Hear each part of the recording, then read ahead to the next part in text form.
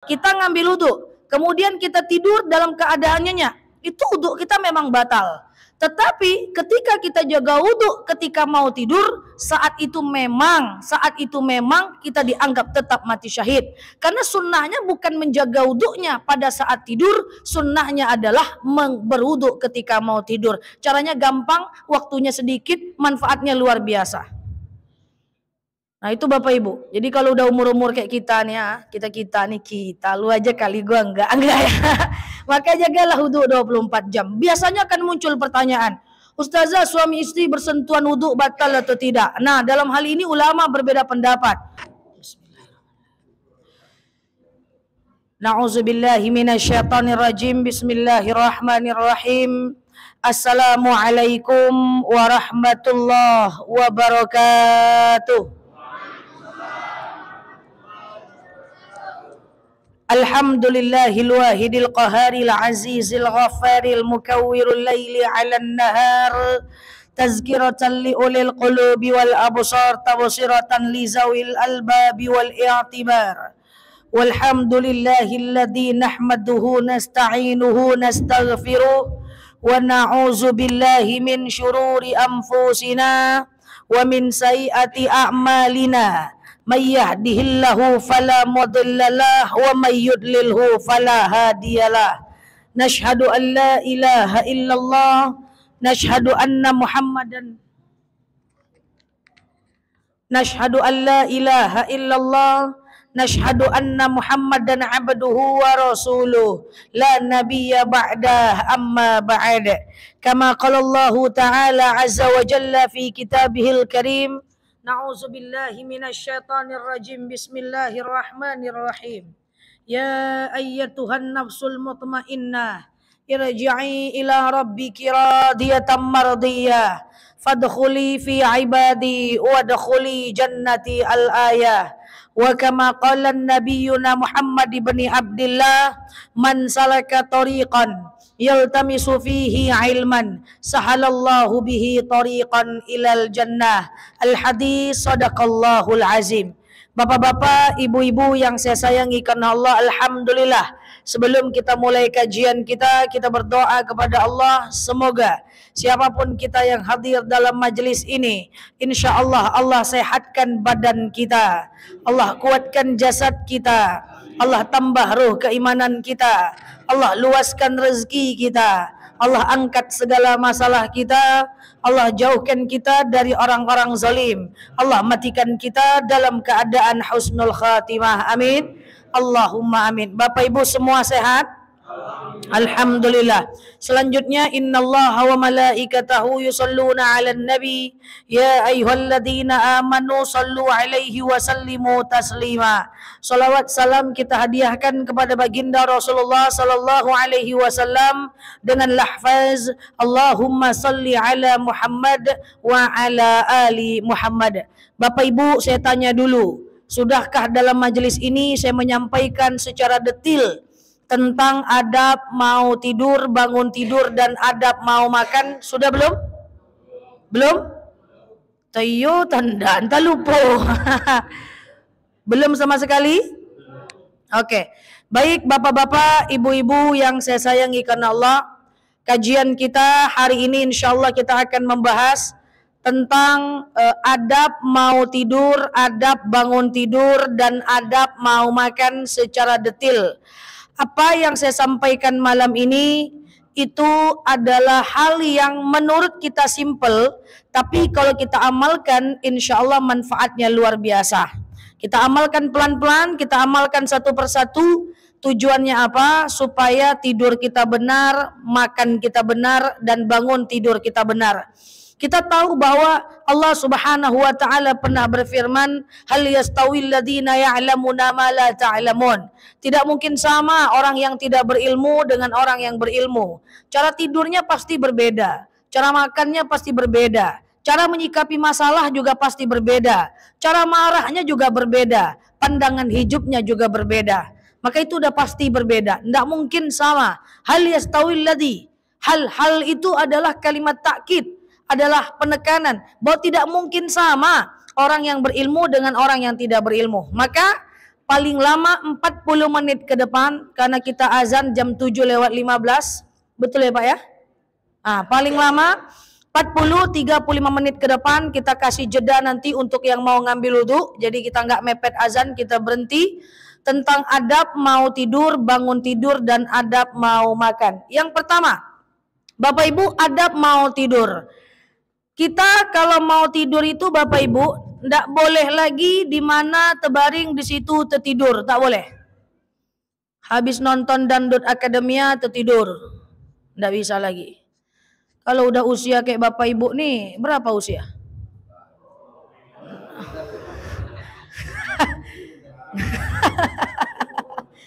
Nggak lama lagi nampak. Kalau kayak kita-kita nih Bapak Ibu, ya, entah siapalah di antara kita duluan, nggak boleh lagi tidur tuh sembarangan, ya. Jadi kalau kita pengen hidupnya enak, yang pertama mau tidur itu disunahkan kita ngambil wudhu dulu Bapak Ibu. Kenapa kita disunahkan ngambil wudhu saat mau tidur? Karena orang yang jaga wudhu, lalu kemudian kalau dia mati dalam keadaan berwudhu, maka matinya mati syahid. Apa itu mati syahid? Tidak merasakan sakitnya mati, tak ada hari perhitungan, langsung masuk syurga. Maka saya menganjurkan semua jamaah, kalau tidak mampu jaga wudhu 24 jam, habis wudhu batal ambil lagi, habis wudhu batal ambil lagi, habis wudhu batal ambil lagi, maka minimal selain sholat, jagalah wudhu ketika mau tidur. Karena kalau kita meninggal dalam keadaan berwudhu, mati kita mati syahid. Tak rasakan sakit mati, tak ada hari perhitungan, langsung masuk surga. Mau? Jaga wudhu, tapi sholat. Nggak bisa wudhu aja sholat subuh, nggak bisa. Nah itu tujuannya kita jaga wudhu. Nah Bapak Ibu yang saya sayangi karena Allah, muncul pertanyaan selanjutnya. Ustazah, kan tidur membatalkan wudhu, betul ya? Tidur itu membatalkan wudhu. Kalau tidur membatalkan wudhu, nanti kami ngambil wudhu, kemudian kami tidur, apakah wudhu kami batal? Atau kami berwudhu, lalu kami kemudian dalam kondisi tidak sadar atau bersentuhan dengan suami, kan wudhu kami batal. Misalnya gini, kita ngambil wudhu, ini suara saya jelas ya ibu-ibu ya. Kita ngambil wudhu, kemudian kita tidur dalam keadaan nyenyak, itu wudhu kita memang batal. Tetapi ketika kita jaga wudhu ketika mau tidur, saat itu memang kita dianggap tetap mati syahid. Karena sunnahnya bukan menjaga wudhunya pada saat tidur, sunnahnya adalah berwudhu ketika mau tidur. Caranya gampang, waktunya sedikit, manfaatnya luar biasa. Nah itu Bapak Ibu. Jadi kalau udah umur-umur kayak kita nih ya, kita lu aja kali, gua enggak ya. Maka jagalah wudhu 24 jam. Biasanya akan muncul pertanyaan, Ustazah, suami istri bersentuhan wudhu batal atau tidak? Nah dalam hal ini ulama berbeda pendapat. Imam Syafi'i mengatakan suami istri mutlak batal ketika setelah bersentuhan wudhu, baik ada syahwat ataupun tidak. Imam Hanafi atau Imam Abu Hanifah mengatakan suami istri mutlak tidak batal, baik ada wudhu, baik muncul syahwat ataupun tidak. Sementara Imam Malik mengatakan batal kalau ada syahwat doang. Kalau tidak ada syahwat maka tidak batal. Maka dalam hal ini ulama berbeda pendapat. Saya ulang lagi, Imam Syafi'i mengatakan bersentuhan dengan suami istri saat berwudhu mutlak batal, baik itu muncul syahwat ataupun tidak. Imam Hanafi mengatakan tidak batal mutlak, baik ada syahwat ataupun tidak. Sementara Imam Malik mengatakan batal kalau muncul syahwat saja. Nah begitu ya, jadi terserah ibu ikut yang mana. Apakah suami istri harus satu? Tidak, selagi suaminya ridho nggak ada masalah. Jadi kalau istri suaminya bilang mutlak batal, nanti dia setelah bersentuhan wudhu dengan ibu, dia ngambil wudhu lagi. Nah ibu tidak usah ngambil wudhu, tidak ada masalah. Tapi jangan ibu kerjain dia, pacik bang. Jangan. Kita hargai perbedaan pendapat itu. Nah, jadi itulah ya. Jadi jaga wudhu. Tapi nampaknya bapak-bapak, ibu-ibu depan saya ini semua rajin-rajin jaga wudhu nih. Insya Allah, amin. Ya, jaga wudhu insya Allah. Sehingga kalau kita mati dalam keadaan berwudhu, maka kita mati syahid. Yang kedua, kita duduk di tempat tidur kita Pak. Duduk di tempat tidur kita, kemudian tengadahkan tangan kita. Duduk di tempat tidur, kemudian tengadahkan tangan, lalu baca 3 kul. Qul huwallahu ahad, qul a'udzu birabbil falaq, qul a'udzu birabbin, sampai akhir. Jangan pangkal-pangkal aja kul puah, jangan. Sampai akhir. Lalu kemudian hembuskan tangan kita, lalu usapkan ke seluruh tubuh yang tampak. Tujuannya apa? Supaya kita sehat. Ali bin Abi Thalib hamba Allah yang paling muda. Orangnya cerdas, jarang berperang tapi otaknya cerdas. Jarang sakit. Lalu kemudian Rasul bertanya kepada Ali, Ali, apa yang kau buat sehingga engkau kelihatan begitu sehat? Apa kata Ali? Aku selalu membaca 3 kul sebelum tidur dan kuhembuskan tanganku serta kuusapkan ke seluruh tubuhku yang tampak sehingga aku sehat. Wah, muncul lagi pertanyaan, ibu-ibu biasanya harus pakai jilbab enggak Zah? Harus harus nutup aurat, tidak disunnahkan tapi tidak diwajibkan. Karena zikir boleh buka aurat, disunnahkan nutup aurat tapi buka aurat zikirnya enggak apa-apa. Kan ibu kalau bunyi petir, dur la haula wala quwata illa billah, kan pakai daster kan? Tapi enggak bolong kan? Itu kan haji nggak apa-apa ya kan, pakai daster ibu zikir kaget nggak ada masalah ya.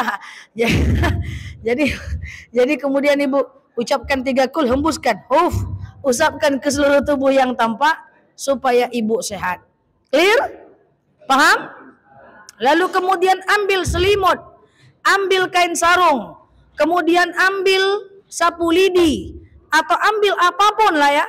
Kemudian ibu kibaskan, bapak kibaskan. Kibasnya dari kiri ke kanan kalau bisa. Kibaskan kasurnya dengan mengucapkan a'udzubillahi minasyaitonir rajim. Aku berlindung kepada Allah dari godaan syaitan yang terkutuk. Karena ketika kita bangun dari tempat tidur, itu syaitan dan jin akan tetap di tempat tidur kita. Supaya kita tak tidur sama mereka, kibaskan kasur, ucapkan a'udzubillahi minasyaitonir rajim. Mau nggak yang paling bagus waktu ngibaskan kasur? Nih saya sampaikan, coba kita hafal, nih serius, nih penting banget. Kita pengen nggak terhindar dari orang-orang zalim? Pengen? Terhindar dari jin? Pengen? Santet? Pengen? Terhindar dari santet maksudnya pengen? Terhindar dari hipnotis, terhindar dari jin, dari iblis, dari setan, dari makhluk halus, makhluk gaib, binatang buas, kemudian binatang-binatang berbisa. Kalau bisa diganti, di-upgrade. Jangan sekedar a'udzubillahi minasyaitonirrajim, tapi bacanya a'udzubikalimatillahi tammati min syarri ma khalaq. Aku berlindung kepadamu ya Allah dari kejahatan seluruh makhlukmu. Termasuk sihir, hipnotis, binatang buas, setan, iblis, jin, semua. Orang-orang zalim, orang-orang iri, orang-orang hasud, semuanya bisa. Jadi kibaskan kasurnya mengucapkan itu. A'udzubika limatillahi tammati min syarri ma khalaq. Coba semuanya. A'udzubika. Lagi.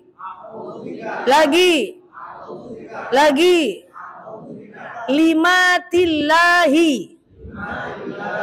Lagi.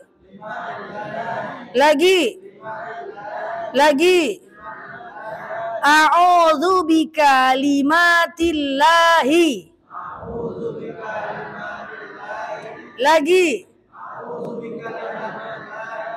Lagi. Tammati. 5 harokat. Tammati. Lagi. A'udzubika limatillahi tammati.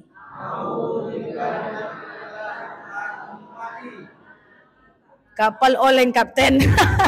Oke, lagi 1, 2, 3.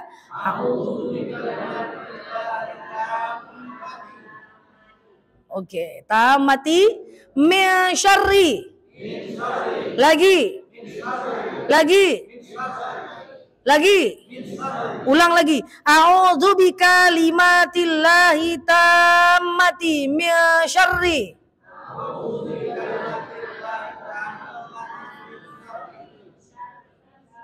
Syarrinya tidak ngayo Pak.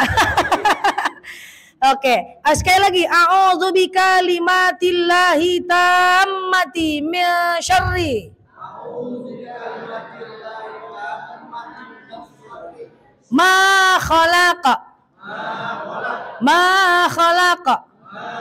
Sikit lagi yuk. A'udzubika limatillahi tammati min syarri ma khalaqa.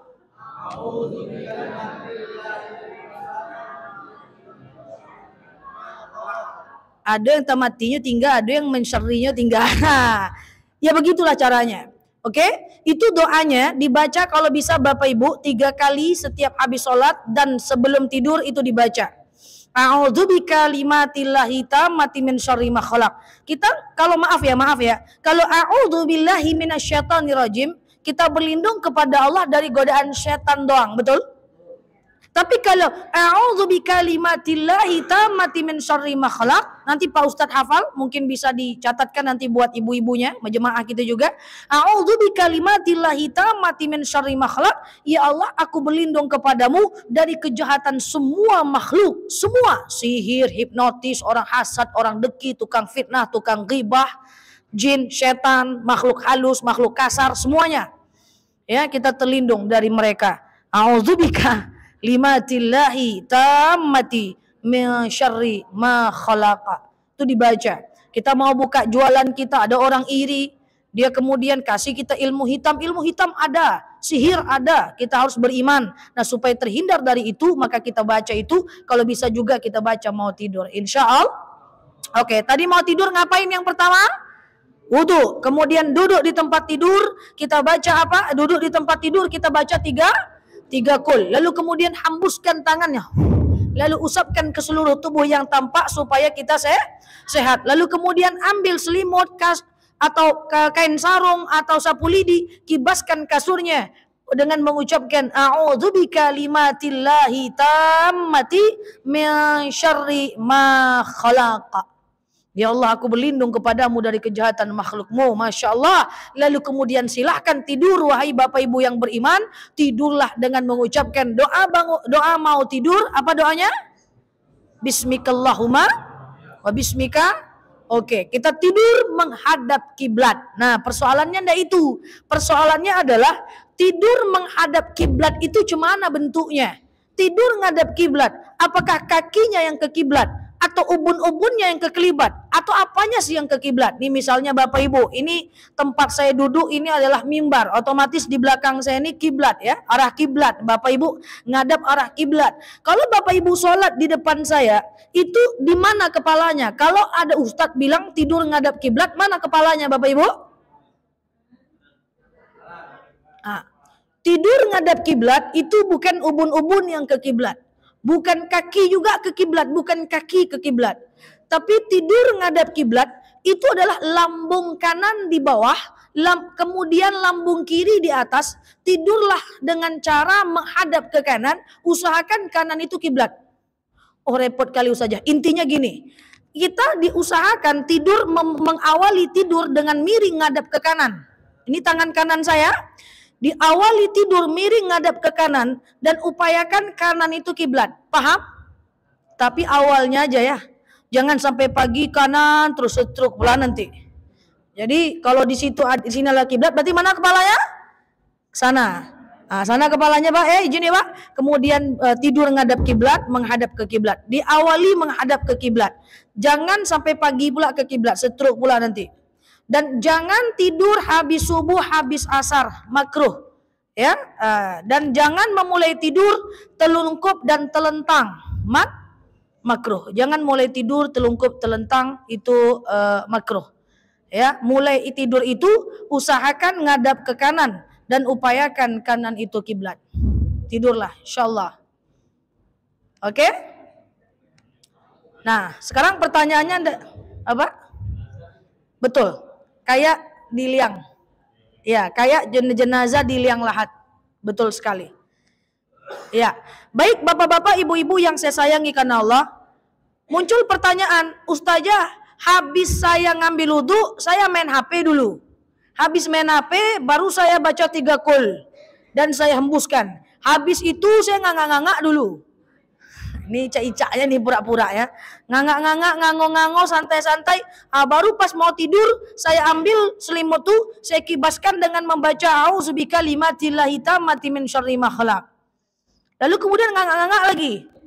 Baring-baring lagi, santai-santai lagi. Baru baca doa mau tidur. Boleh? Boleh aja. Yang penting sunnahnya disegerakan dilakukan.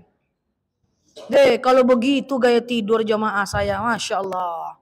Itu adalah implementasi dari hadis, dari dalil, hal yastawil ladina ya'lamuna ma la ta'lamun. Kita kalau berilmu, orang tidur juga, kita tidur juga, cuman cara tidur kita beda. Cocok?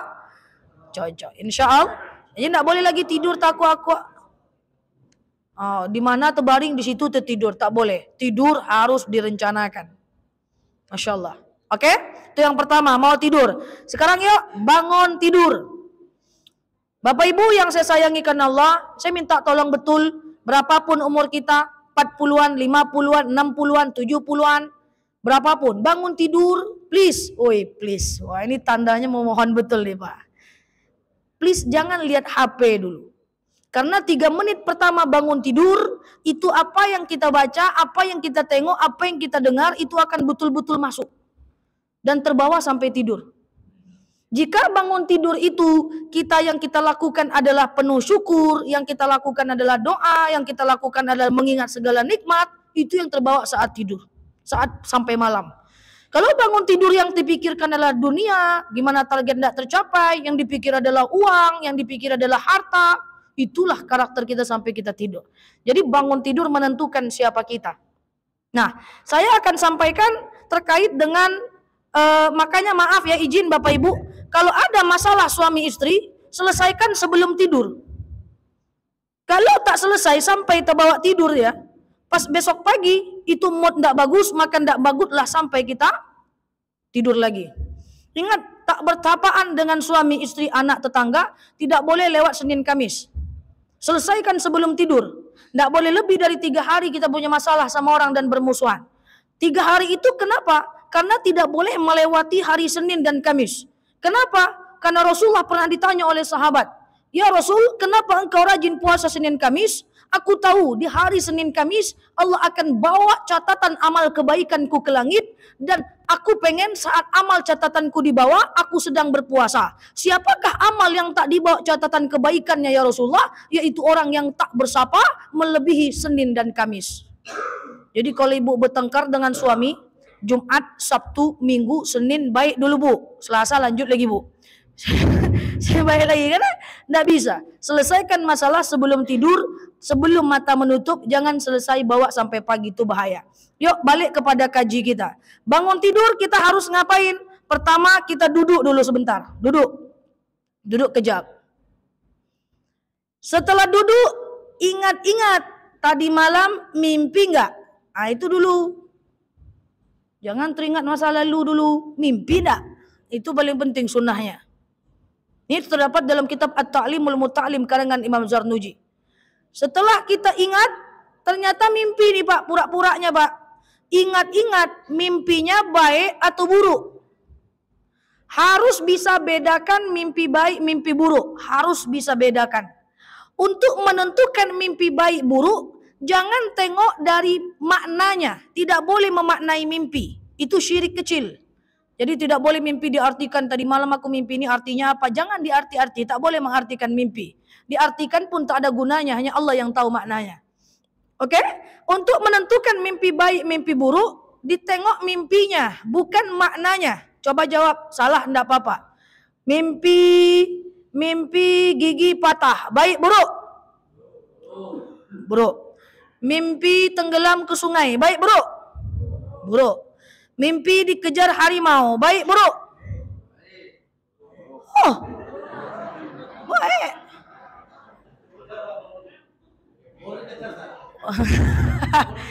Mimpi dikejar ular. Baik buruk? Kenapa Bapak bilang baik Pak? Curiga saya. Biasanya orang bilang dikejar ular baik. Apa katanya? Dapat jodoh satu lagi nih. Jangan dimaknai Besti. Jangan dimaknai. Mimpinya lihat fakta, jangan lihat makna. Mimpi tenggelam ke sungai, tadi baik atau buruk? Ibu-ibu, mimpi tenggelam ke sungai, dibantu sama orang ganteng, baik buruk? Wih, buruk. Saya mau seganteng apapun, tidak mau saya tenggelam dibantu sama siapa. Buruk, jangan tengok makna. Tengok fakta. Mimpi orang ramai-ramai ke rumah, baik buruk? Berserak-serak jawaban. Kenapa ibu bilang buruk? Karena ibu maknai. Oh, ada orang meninggal nih mah, betul? Ah, itu yang tak boleh. Jangan maknai mimpi. Ya. Ah. Oh, mimpi ustaz aja kata bapaknya, mesti bahaya bapak. Bahaya. Kita akhiri pertemuan kita, wallahu a'lam bishawab.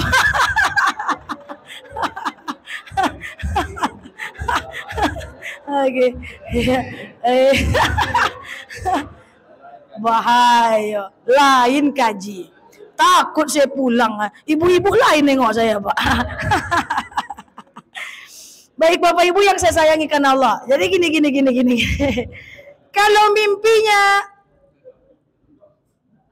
mimpi masuk sumur, baik bro.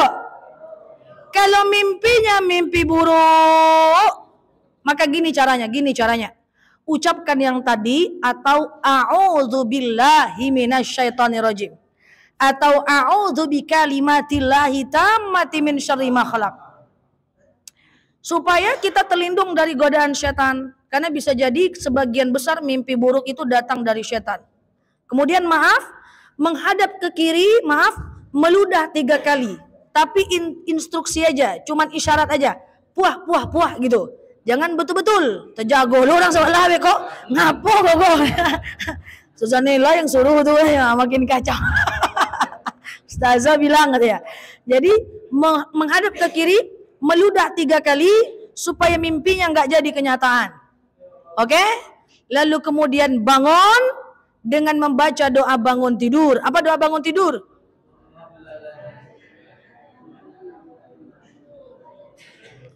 Oleng kapal doa bangun tidur. Jangan-jangan selama ini doa bangun tidurnya alhamdulillahi atau amanah.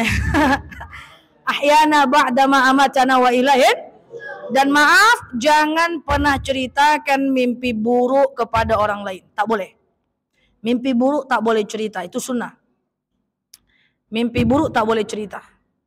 Nanti jadi nyata. Kan kita udah berlindung kepada Allah. Cukup serahkan sama Allah saja. Tak boleh ceritakan mimpi buruk. Wah aku mimpi, tapi kata Ustazah Nela mimpi buruk nggak boleh cerita. Cerita aja lah, cerita juga nanti. Jangan. Jangan, tahan. Harus terbiasa, tak boleh cerita mimpi buruk. Oke? Setelah ketika mimpinya mimpi baik, mimpi dapat duit, baik bro. Tadi mimpi ketemu Ustazah Nela, baik bro. Kalau buruk pulang saya. Tutup. Dah baik.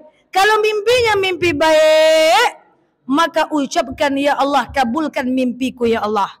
Bahasa lainnya Allahumma istajib doa, Allahumma istajib kalab. Jadi bahasa Indonesianya aja lah. Ya Allah, kabulkan mimpiku ya Allah.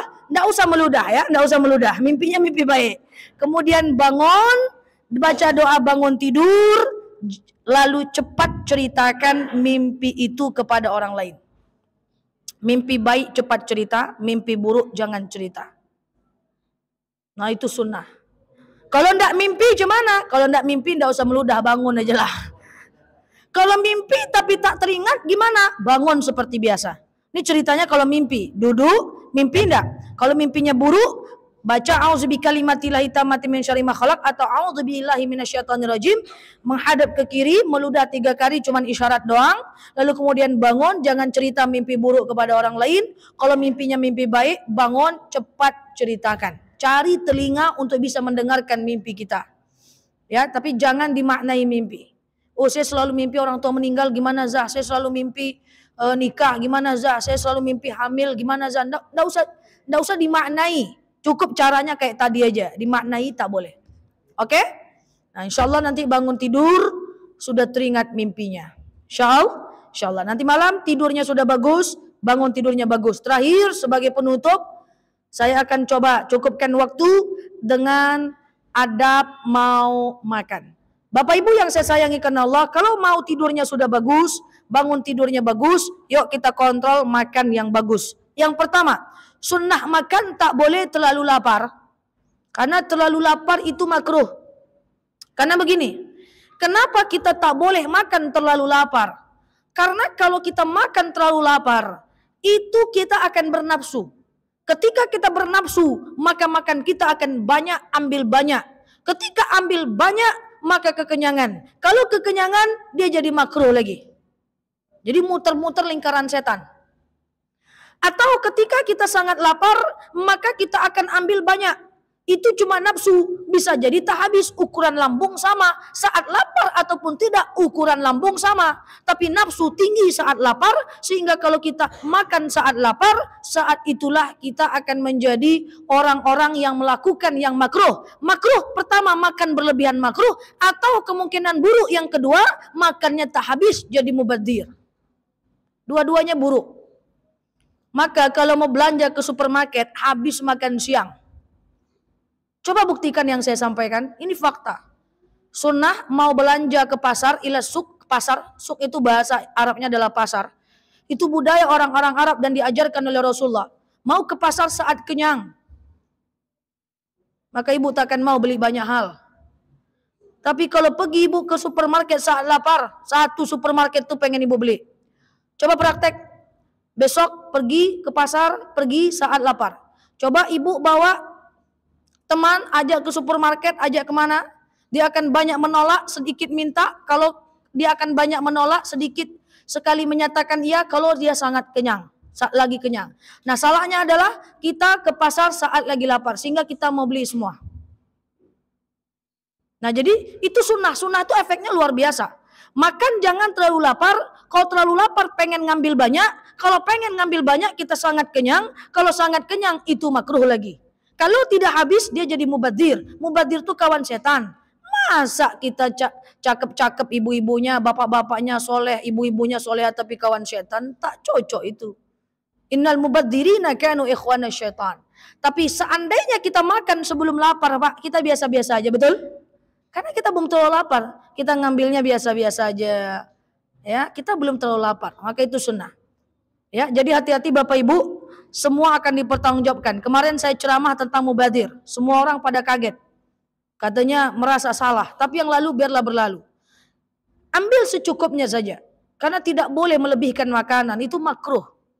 Ya, tidak boleh. Jadi kalau pergi pesta, ambil sedikit dulu, jangan diambil toco, diambil soto, sate, apa lagi? Es campur, canai, apalah Pak, mana Pak? Canai, tumpuk semua. Belum dimakan lagi, mau ini enggak, oh, tumpuk semua. Ujung-ujungnya ini bersisa, ini bersisa, ini bersisa. Mubadzir, kawan syaitan. Masuk tas, alhamdulillah masih bisa, masih boleh. Maka kalau makan mana tempat, Bapak Ibu bawa air mineral, misalnya pakai air mineral, nggak habis, bawa pulang, nggak apa-apa. Itu akhlak, itu orang baik, bukan orang yang perhitungan, tapi dia tahu itu mubadzir.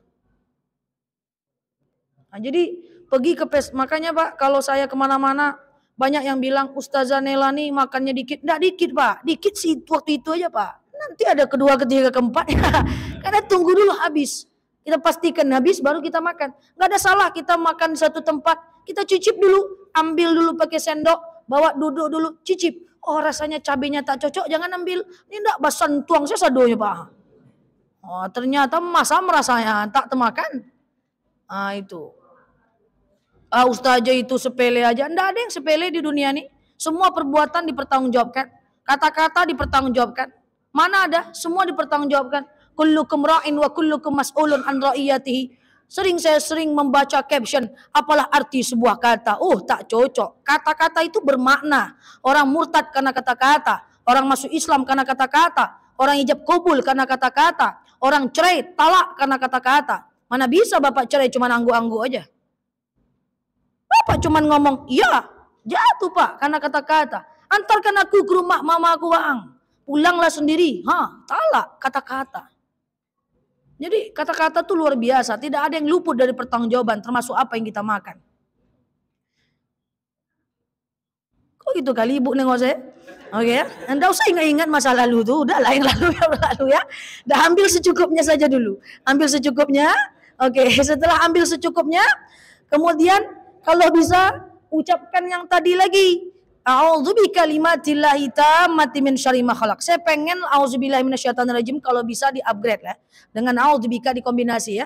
A'udzu bikalimatillahi tammati min syarri ma khalaq. Lalu kemudian hindari yang makruh.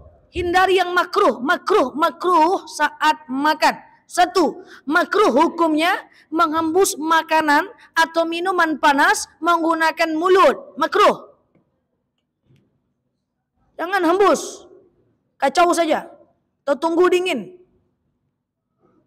Soal jangan dibuang aja lah. Pokoknya jangan menghembus menggunakan mulut. Makruh. Ta'limul muta'lim.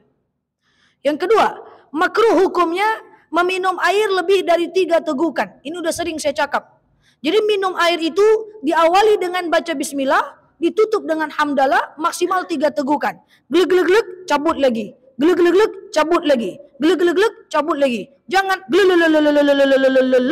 glek yang 4, 5, 6, 7 makruh. Apa itu makruh, Pak? What the meaning makruh? Makruh itu karohayakrahu. Artinya benci. Benci. Jadi kalau kita benci dengan orang, ada orang benci dengan orang, itu biasanya menggunakan kata-kata karohayakrahu. Artinya makruh adalah sesuatu yang dibolehkan, tapi dibenci oleh Allah. Tapi boleh, tapi Allah tak suka. Yang ketiga, makruh hukumnya meminum air kumur-kumur di dalam menelannya. Pernah cek? Pernah tengok macam tu ya? Dia minum, dia kumur-kumur, dia telan. Jadi kalau mau kumur-kumur, buang. Kalau mau telan, telan aja. Jangan minum, kumur-kumur, telan. Makruh. Anggok luar biasa. Antayo dirubah bisa atau tidak? Rubah insyaAllah ya. Yang keberapa lagi? Tadi tak boleh hembus. 2, minum lebih dari 3 tegukan. Yang ketiga apa tadi ya? Minum kumur-kumur. Yang keempat adalah makruh hukumnya, Bapak Ibu yang saya sayangi karena Allah, kita makan atau minum makanan yang terlalu panas, itu makruh. Oke? Yang kelima, makruh hukumnya makan, minum di gelas yang sudah sompel. Tahu sompel? Sumbing. Hah? Sumbing. Jadi kalau ada gelas sompel sikit, Pak, sumbing sikit, jangan dipakai juga lagi. Itu makruh dan maaf menyebabkan kefakiran. Ini kadang-kadang gelas sudah tanggal-tanggal telinga itu juga dipakai masih. Yang cantik taruh di kaca, ya Pak. Tuh. Lekan ibu-ibu. Tuh. Kadang saya biarlah koyak bibir makruh. Saya tuh Pak yang kasihan tuh nengok kuali Pak. Udah peyang-peyang dia Pak. Tanggal telinganya sebelah Pak. Tetap dipakai. Diambilkan lap tuh. Tak ada telinga tak apa-apa. Tak ada telinga tak apa-apa. Tak ada rotan akar pun jadi. Dia ada yang baru ada Pak. Ditaruhnya. Sayang dipakai. Panjanglah lagi umur kuali itu pada umur dia. Dan lewat kok dia kuali masih ada juga masih. Dipakai anak keturunan kayak gitu ya. Itu menyebabkan kefakiran. Tak boleh.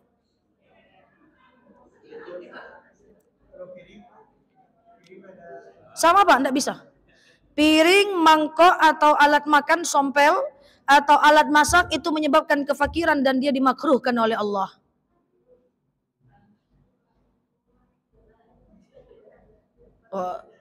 Tapi kalau ditanya, kalau orang fakir gimana? Itu lain lagi konteksnya. Jadi ibu-ibu, kuali-kuali itu dipakai Bu. Jangan orang lewat ibu beli, alasan dengan bapak udah jelek Pak. Rupanya dipakai hitam juga masih. Kenapa itu dipakai Bu? Sayang saja. Ujungnya nggak kepake. Itu hati-hati. Sumbing. Tapi kalau retak masih bisa. Sumbing tak boleh. Tapi saya yakin banyak sumbing daripada retak. Itu makruh.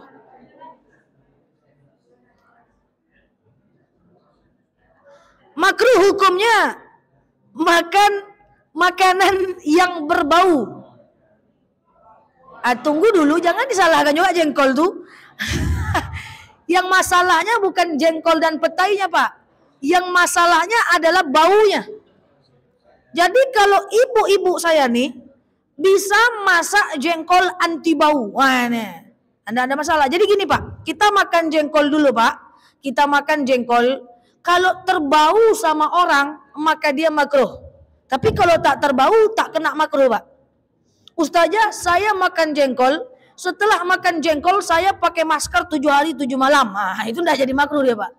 Atau setelah makan jengkol saya tak keluar rumah, tak jadi makruh dia. Atau saya bisa buat jengkol anti bau. Itu. Kamar mandi kalau selagi kita ada masalah, Pak. Nikmatilah sendiri hasil perbuatan dan jerih payah sendiri. Gitu. Ya, jadi itu ya. Nah, yang makruh-makruh itu jangan ya. Termasuk makruh juga hukumnya makan sambil berdiri. Kalau punya cucu, suruh dia makan duduk. Banyak sekarang sambil dia main lari-lari, sambil kita suapkan dia lari-lari. Itu melatih dia untuk makan sambil tegak.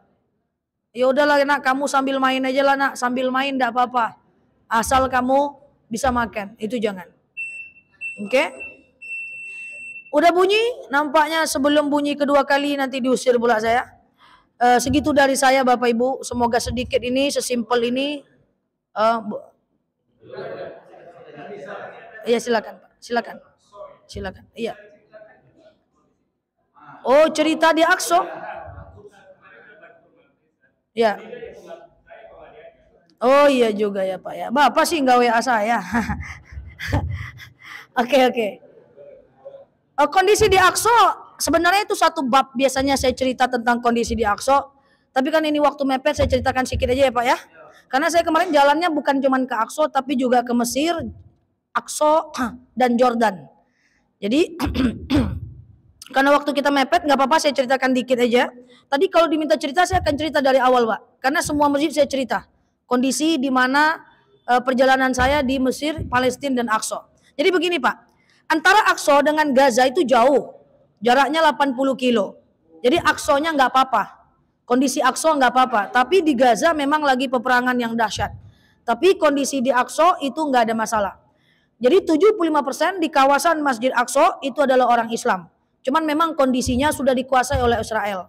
Tentaranya semua tentara Israel. Mata uang mayoritas sudah mata uang Israel. Bahasa sudah mayoritas bahasa Israel. Kemudian penunjuk-penunjuk jalan yang ada di daerah kota itu rata-rata sudah Israel. Iya. Jadi udah gitu Pak. Masjid-masjid kita kalau mau masuk Masjid Aqsa itu dijaga oleh tentara Israel. Dan waktu saya di sana, satu tidak ada tanda peperangan karena perang itu di Gaza bukan di Aqsa. Kemudian jauh, 80 kilo cukup jauh lah Pak. Itu pun perbatasannya, masih banyak lagi tempat titiknya itu masih jauh lagi ke dalam.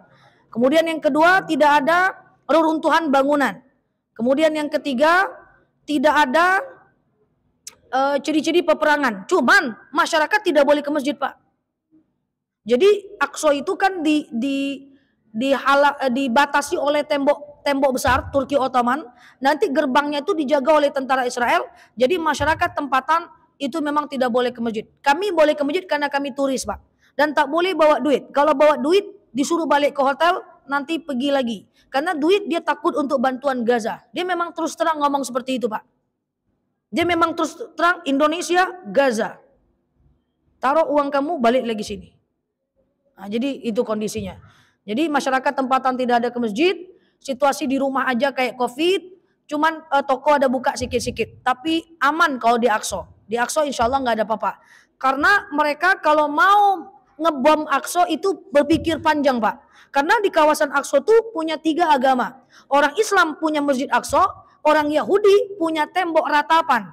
Di situ juga Pak, dia meratap Ka'bahnya di situ. Orang Nasrani ada gereja salib, disitulah Nabi Isa disalib. Itu suatu kawasan Pak. Jadi kalau dibom satu pasti terbom semua. Mereka tidak akan mau melakukan itu. Cuman dia melarang saja. Kalau dia mood dia larang. Waktu ada bom di rumah sakit, itu saya lagi di situ Pak. Jadi malam terakhir saya di sana waktu ada rumah sakit dibom meninggal 500 orang. Iya, jadi kawasannya namanya Palestina, ada macam-macam, ada namanya di daerah kawasan Aqsa, ada namanya di daerah Gaza. Kalau orang Israel menyebutnya kawasan saya itu Yerusalem. Kita menyebutnya Baitul Maqdis, tapi barangnya itu juga Pak. Ya, jadi Aqsanya aman-aman saja, tapi kondisi di sana ya seperti itulah. Tapi kalau di Gaza itu benar-benar terjadi perang yang sangat dahsyat dan terbesar dari awal peperangan itu muncul. Bom terdengar juga, cuman kalau bom terdengar juga tapi jauh itu Pak. Jadi kalau orang-orang anak-anak kecil itu dengar-dengar bom, buar. Kita dekati, apa dia bilang? La ba'sah, saya Allahu Akbar. Anak kecil Pak. Muka kita cemas, dia bilang apa? Tenang aja lah, cincailah, santai aja lah, Allahu Akbar. Anak kecil Pak. Mereka udah diajarkan mujahid dari kecil. Sementara ibu-ibu kita dengar suara mercun, mati kau. Anda coba, susah, jauh beda. Jadi mental mereka itu jauh lah dibanding mental kita. Kita jangankan mental syahid susah Pak. Sedangkan asap kabut aja di Riau sedikit orang ke masjid Pak. Kemana jemaah? Ke Jakarta semua kabur saja. Karena kenapa? Mentalnya tuh Pak. Jadi itu kondisinya. Jadi perang tidak ada di Aqsa, perang aman saja. Cuman udah dikuasai. Kita kan polisi-polisinya semua polisi Israel Pak. Jadi turis nggak diapa-apain sih. Karena di Aqsa itu juga ada makam para nabi, makam Ibrahim dan istrinya, makam Yunus, Yusuf, Daud, Musa, semua di Palestina. Kami tidak bisa pergi ke 5 makam para nabi karena tidak dibolehkan oleh mereka. Ya, tidak dibolehkan oleh mereka. Kami berbaik sangka itu karena dekat dengan Gaza jadi biar aman. Jadi kalau turis itu aman saja. Ya, cuma mental aja sedikit terganggu karena setiap simpang ada pos. Pos nanti dia naik ke bis, dia minta paspor pakai pistol. Lebay Pak, Anda kayak bapak kan kalem nih setipis tisu nih ayu kan. Kok itu enggak pakai pistol. Paspor kata dia. Takut sikit-sikit aja. Tapi insya Allah kalau untuk turis aman. Jadi saya mau luruskan satu hal saja bahwa di Aqsa tidak apa-apa. Yang parah itu di Gaza. Ya. Demikian dari saya. Wallahu a'lam bishawab. Semoga bermanfaat. Semoga setelah ini tidur kita baik, bangun tidur kita oke, makan kita juga lebih baik, mendapatkan barokah di sisi Allah Subhanahu wa taala. Wallahu a'lam bishawab. Assalamualaikum warahmatullahi wabarakatuh.